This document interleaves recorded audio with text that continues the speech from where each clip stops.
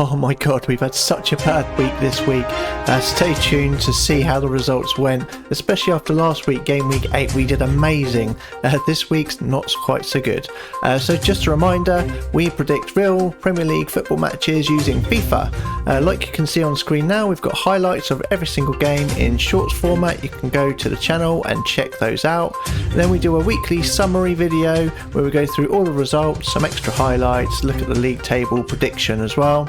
And then we have this video here where we take a look at the real results. So after the games have happened, we have a look at the real results compared to our predictions and see how we did. And we take a look at the league table as well. So first of all, we'll have a look at the real results. So you might be used to this by now. On the right hand side, we've got the colour coding, we've got the predict column where we predicted whether it was a draw, loss for the home team or a win for the home team. And then the far right column, the result, is the real result. And the reds is where we got it wrong, and the greens is where we got it right. So this week we only got 2 right, and that is the worst week so far. So I think we've had a 3, we've had a 4. Last week we did amazing, and this week we have done shit. So yeah. We got the Bournemouth-Brentford game right, draw. I think they did score in that one. It wasn't a 0-0 draw, but we got the draw. Unfortunately, we got Palace losing to Chelsea correctly. Yeah, which was very frustrating. I was at that game, and that was definitely a red card. That handball was ridiculous. Yeah, so let's not talk about that. And then we got all the rest wrong. I mean, the Liverpool-Brighton game predicted Liverpool to win, and they end up losing or drawing, but they were losing against Brighton, so at least they came back. But yeah, terrible.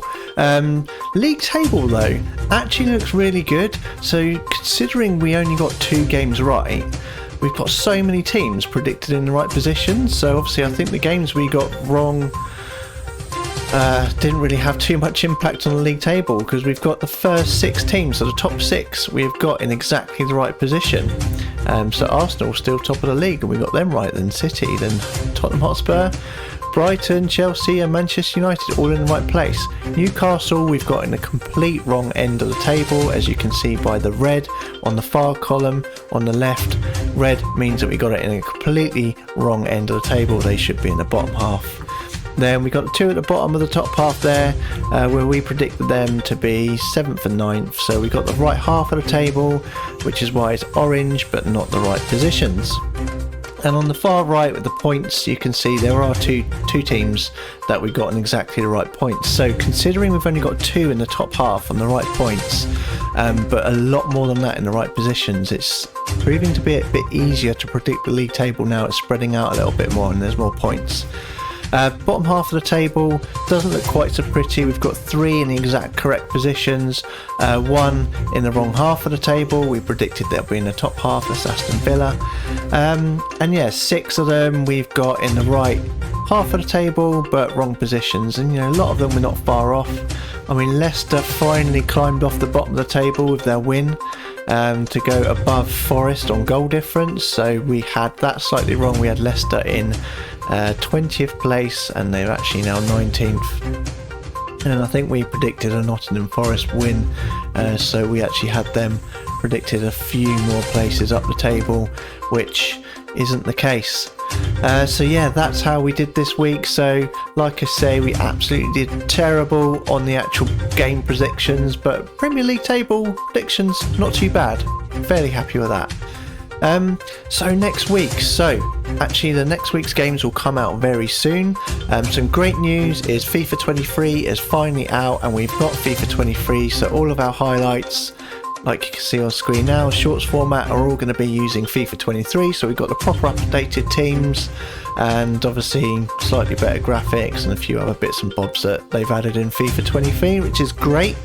Only thing to mention is actually this week FIFA 23 has been an absolute nightmare.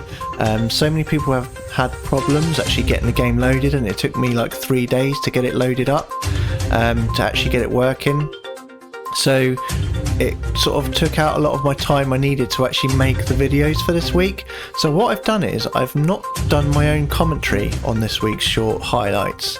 I've used the commentary from the actual FIFA game, and actually I'm not sure if that's a better way to go or not. So when you do check those out, please do drop some comments, maybe comment in the below of this video or comment on the shorts. Just let me know if you actually prefer my commentary or to use the game commentary, because the game commentary is better than my commentary. I know I'm not a good commentator, but it does add my personal touch to these videos rather than it just be the game. But yeah, as the commentary of the commentators in the game is a lot better than mine, then maybe you might prefer that. So yeah, let me know what you think in the comments, and yeah, I'll catch you in next week's video or later this week when we take a look at the results from this week's predictions, or game week 10 predictions. So thanks for watching, and I'll see you then. Cheers.